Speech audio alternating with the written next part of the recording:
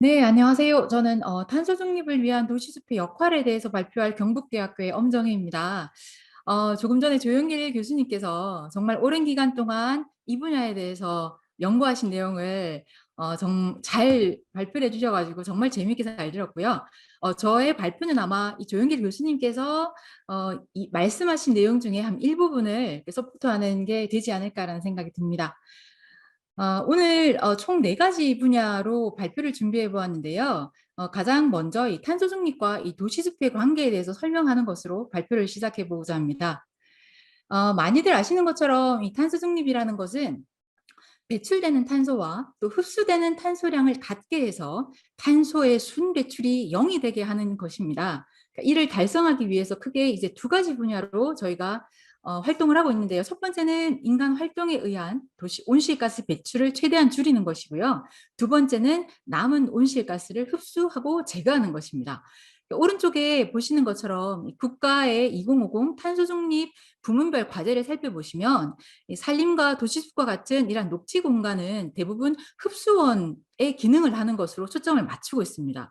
그래서 저는 여기서 생각한 것이 이 산림과 도시숲의 흡수원뿐만 아니라 흡수원의 기능뿐만 아니라 온실가스 배출을 줄이는 역할에 대해서 관가한 것이 아닌가라는 생각이 듭니다.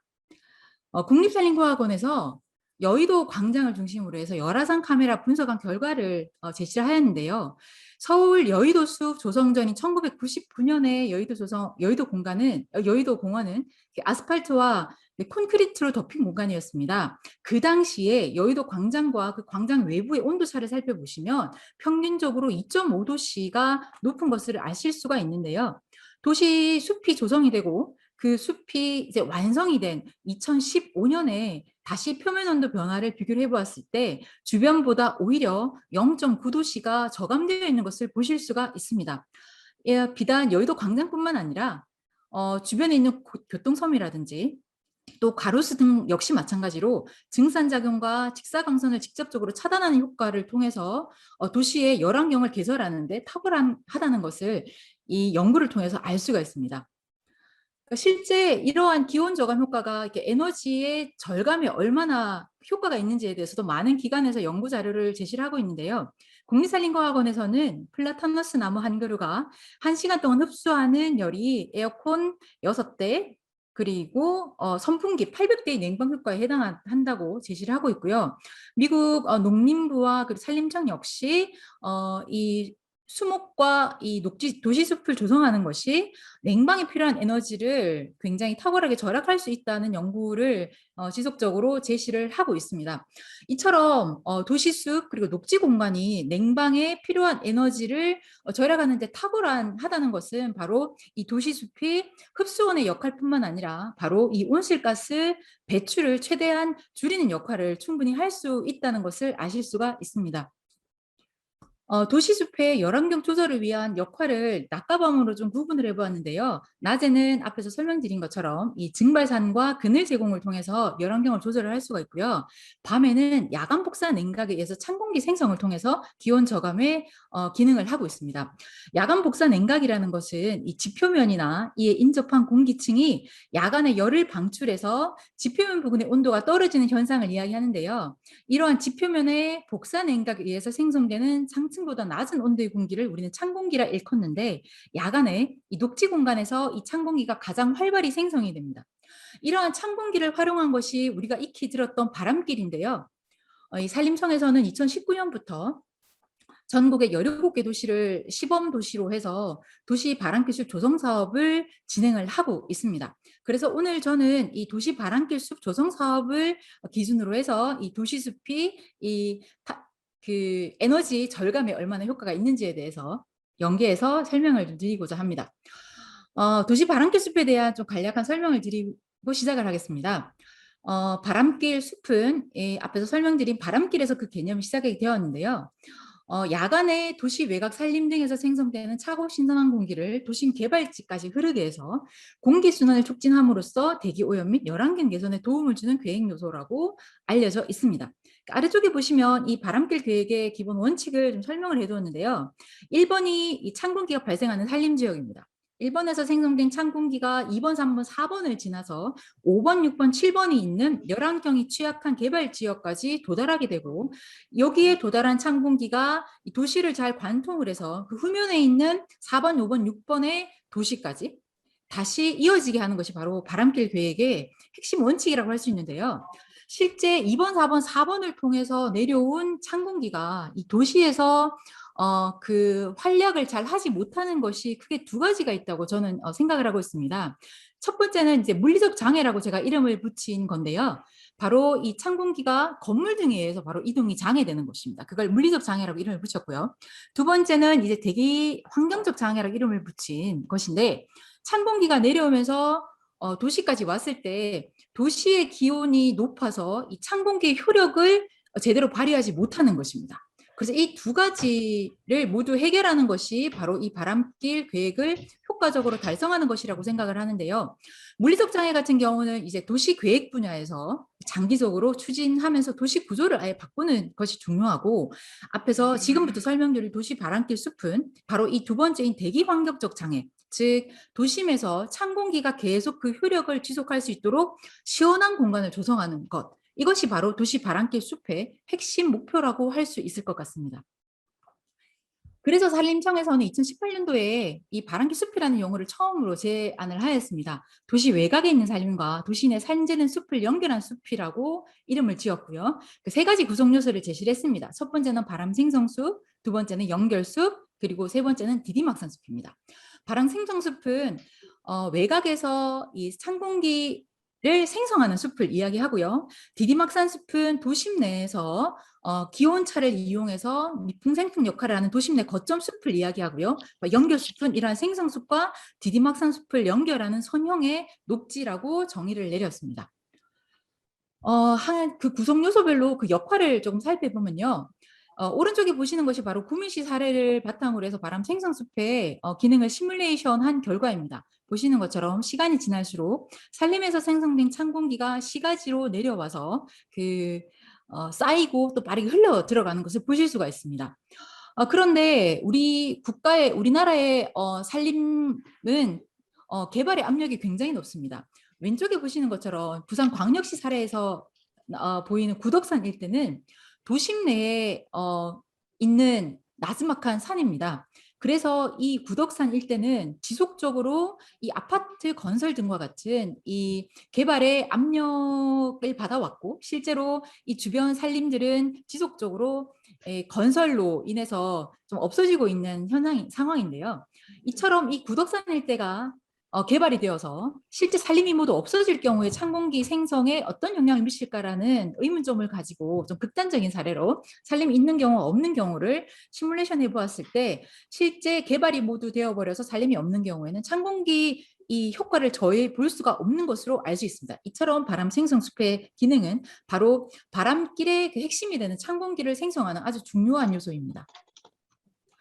두 번째로 이제 연결숲인데요. 연결숲은 외곽 산림에서 생성된 찬 공기가 도심까지 흐르는 이제 길인데요. 기본적으로는 도로와 그리고 하천을 통해서 가장 잘 흘러가는 것으로 알려져 있습니다. 실제 대구광역시를 대상으로 해서 이 찬 공기 흐름을 분석해 본 결과, 이 도로와 하천을 따라서 찬 공기가 흘러갈 것으로 예상이 되어서 이러한 도로와 하천의 기온을 낮춰주는 녹지 공간을 조성하는 것이 바로 바람길의 연결숲을 조성하는 방향입니다. 실제 이제 대구광역시의 식생 활력도를 조사해 보니까 대구시 외곽 산림에서 도시 내부로 이어지는 연결숲이 부분적으로 존재하긴 하지만 도시 내부까지는 연결성이 부족하고 또 식생 활력도가 굉장히 낮은 것을 알 수가 있었습니다.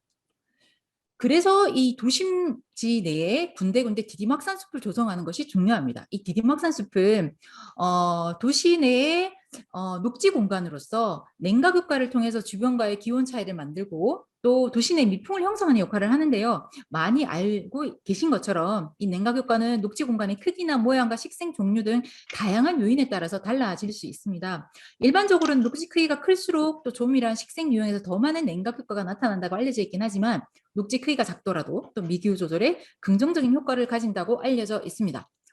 이처럼 산림청에서 이 17개 도시를 대상으로 해서 바람길 숲을 시범적으로 조성을 하고 있는데요. 산림청에서는 장기적으로 이러한 바람길 숲을 전국에 있는 도시로 좀 확대하고자 하는 계획을 가지고 있습니다. 그리고 이를 위해서 굉장히 많은 노력을 하고 있는데요. 저희 연구실에서도 연구팀에서도 이를 좀 서포트하기 위해서 바람길 숲을 조성하는 지자체에 제공할 수 있는 이 조성 전략을 좀 제시를 해보기로 했습니다. 그래서 도시 유형별로 바람길 숲을 조성을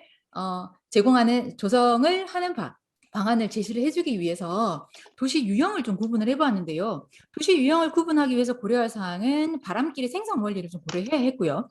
그리고 바람길 숲에 적용 방안을 도출할 수 있는 요소를 정하는 게 중요했고, 또 바람 생성에 영향을 주는 요소를 고려를 해야 했습니다.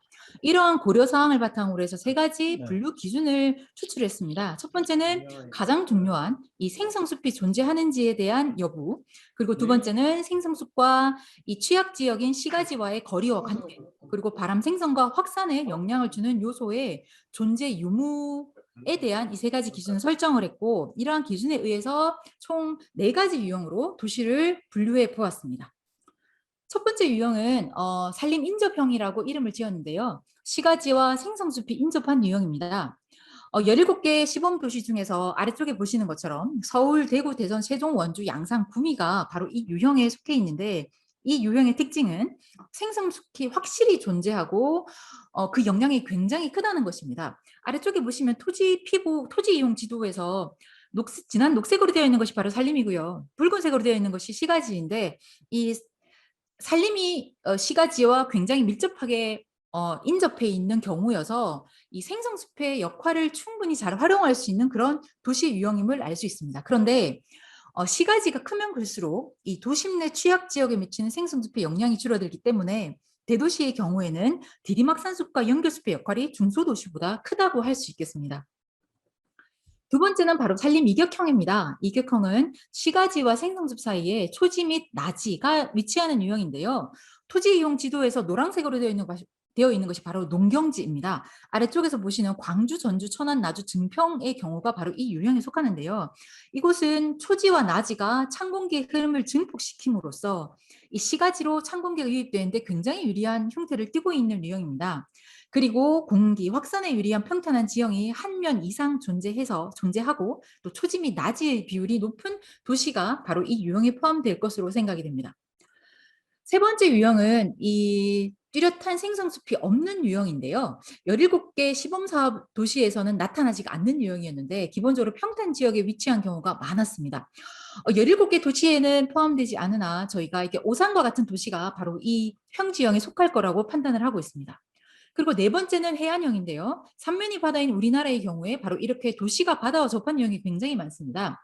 그래서 평택, 인천, 울산, 부산과 같이 생성숲이 취가지와 바로 인접해 있어서 생성숲에서 생성되는 찬 공기뿐만 아니라 해풍을 고려한 바람길 숲 조성 전략이 바로 필요한 그런 유형이라고 판단을 하고 있습니다.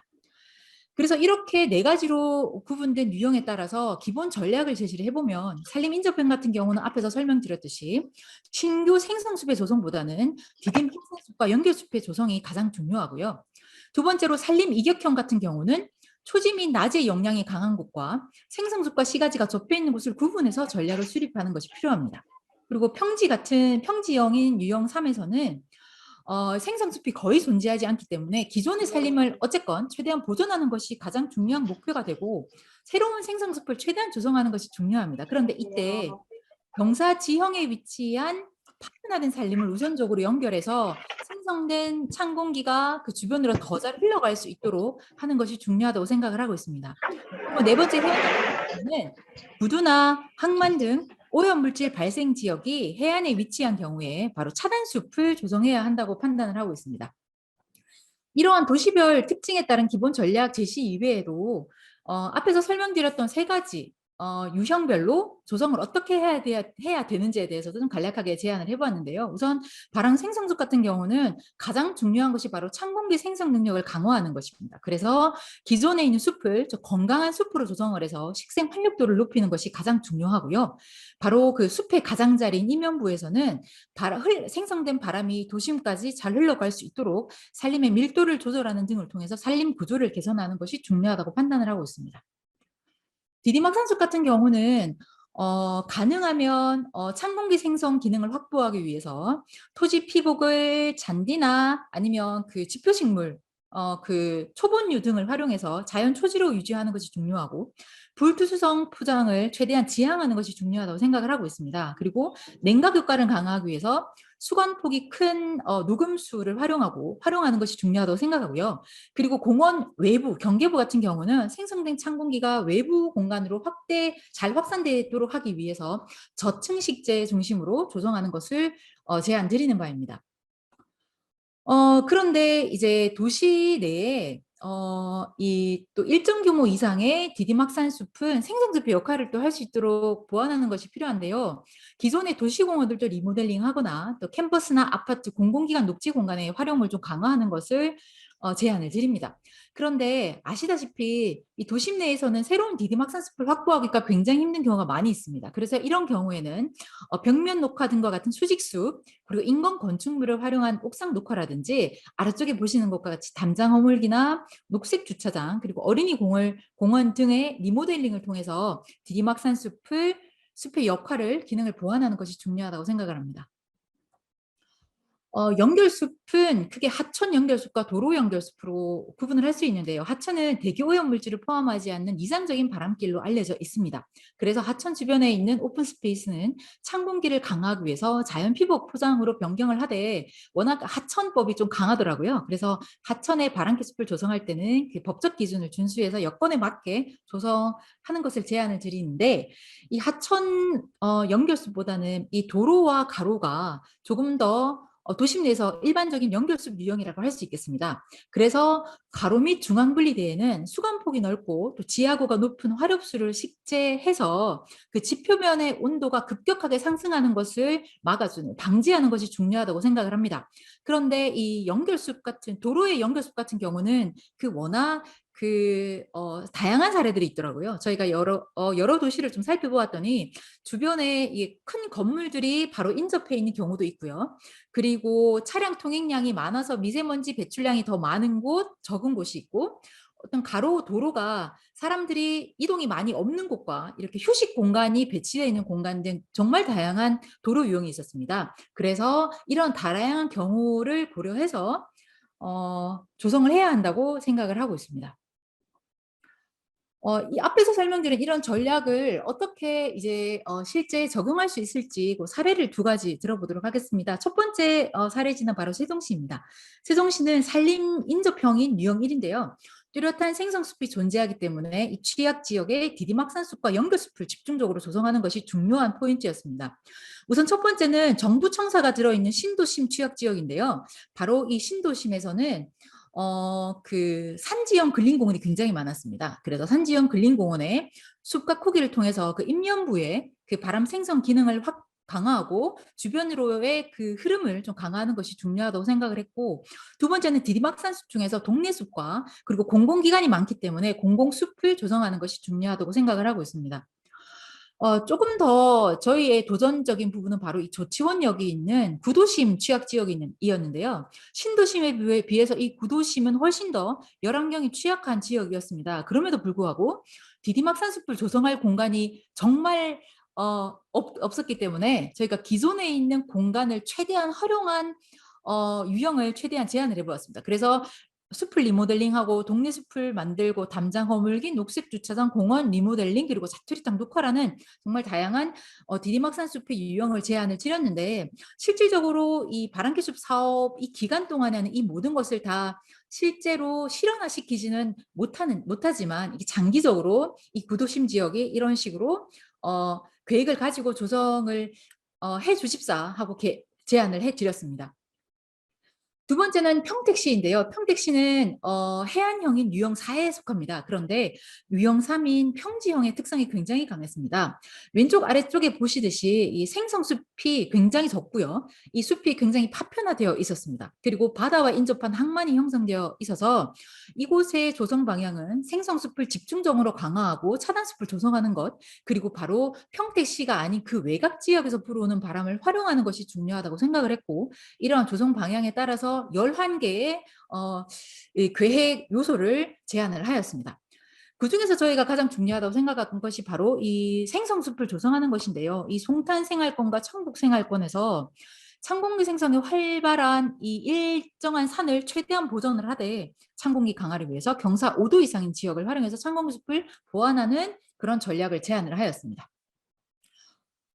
이러한 그 유형을 제한하는 것 이외에도 저희가 지속적으로 하고 있는 것이 바로 과연 바람길 숲의 조성 효과가 얼마만큼 있는지에 대한 것입니다. 이러한 조정 효과에 대한 연구는 저희가 지속적으로 추진을 하고 있는데 그중에서 그 일부분의 그 효과 연구 결과에 대해서 좀 설명을 드리고 싶습니다.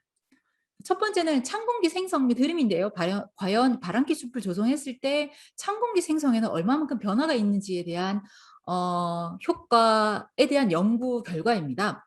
평택시에서 앞에 설명드렸듯이 그 진천 진이천 일대에 생성숲을 조성하는 것이 굉장히 중요했습니다. 왜냐하면 바로 이 인근에 신규로 조성되는 대규모 신도시가 들어서고 있고 그런데 그곳의 열환경과 대기 오염에 대한 취약성이 굉장히 높은 상태였기 때문에 과연 그 신도시로 이 찬 공기 효과를 좀 불어넣어주는 방법이 없을까라는 고민을 했습니다. 그래서 기존의 바람 생성숲의 면적이 5.9제곱킬로미터였는데요. 이 분석 범위에서 거기에서 추가로 한 1제곱킬로미터를 더 보완을 해서 그러니까 기존 면적의 한 115% 규모의 생성숲을 만든다고 했을 경우에 그리고 신규로 조성하는 생성숲은 인위적으로 경사 5도의 지형을 만들어서 확산에 좀 유리한 환경을 조성했을 경우에 과연 어떻게 되는지를 보았을 때 왼쪽 아래쪽에 보시면 그 파란색으로 되어 있는 그 찬 공기 흐름이 그 아래쪽 분야로 더 확대되어 있는 것이 보실 수가 있습니다. 바로 아래쪽이 바로 송탄 생활권인데요. 실질적으로 생성숲을 조성했을 경우에 찬 공기 흐름이 전반적으로 강해졌으며 인근 주거지역으로 찬 공기 유동이 증가하는 것을 알 수가 있었습니다. 오른쪽에 보시면 그 파란색이 바로 풍속이 증가한 것이고 붉은색이 풍속을 감소한 것인데요. 분명히 풍속이 감소한 부분도 있습니다. 그런데 우리가 타겟으로 하고 있는 신장동과 송북동과 이 지산동의 주거지 분야에서는 찬 공기 의 풍속이 증가한 것을 확인할 수 있어서 생성숲의 조성으로 인해서 찬 공기의 효과를 우리 확실히 주거지로 유도할 수 있다라고 판단을 할 수 있었습니다. 두 번째는 세종시를 대상으로 해서 바람결숲 조성 사업이 진행되었을 경우에 찬 공기 흐름의 변화를 좀 살펴보았는데요. 여기에서는 이제 지형의 변경은 없었고요.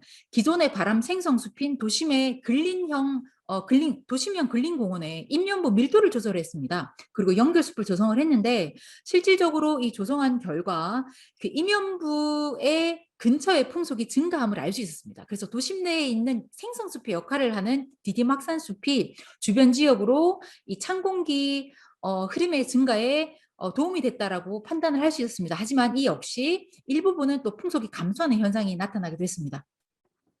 두 번째로는 이 열환경에 대한 조정 효과에 대한 연구 결과를 소개해 드리고 싶은데요.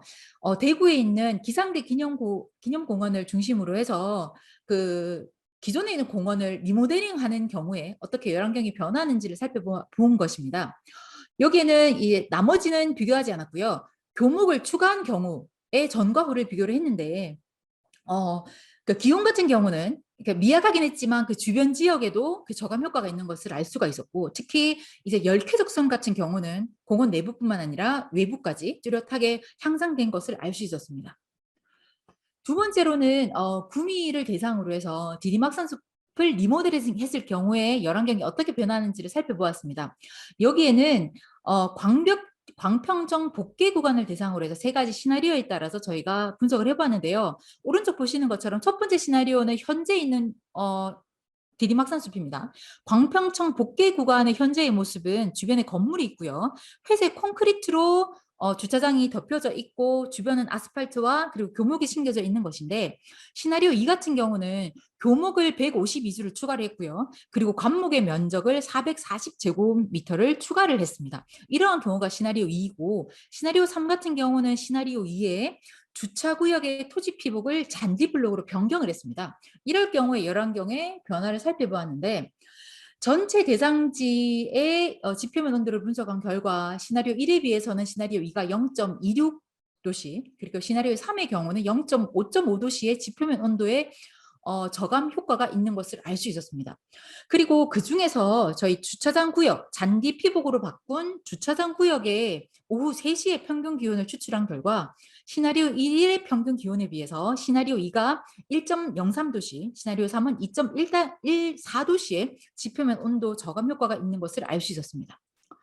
이런 온도 이외에 실제 이제 열쾌적성에 미치는 영향을 좀 보았는데요. 실제 시나리오 1에 비해서 2, 3 모두 열쾌적성이 향상되는 것을 알 수 있었고, 특히 하루 중 기온이 가장 높은 시간에 오후 3시에 그 광평점 바로 옆에 자전거 도로 구역이 있습니다. 그 사람들도 지나다니는 곳인데요. 바로 그 구역의 평균 PMV의 평균 열쾌적성은 어떻게 변하는지를 좀 살펴보았는데, 실제 시나리오 1에 비해서 시나리오 2가 9.11%의 상승 효과, 그러니까 좋은 효과, 그리고 시나리오 3은 10.3%의 열쾌적성의 증가, 그러니까 좋은 방향으로 증가 효과가 있는 것을 향상된 것을 알 수 있었습니다.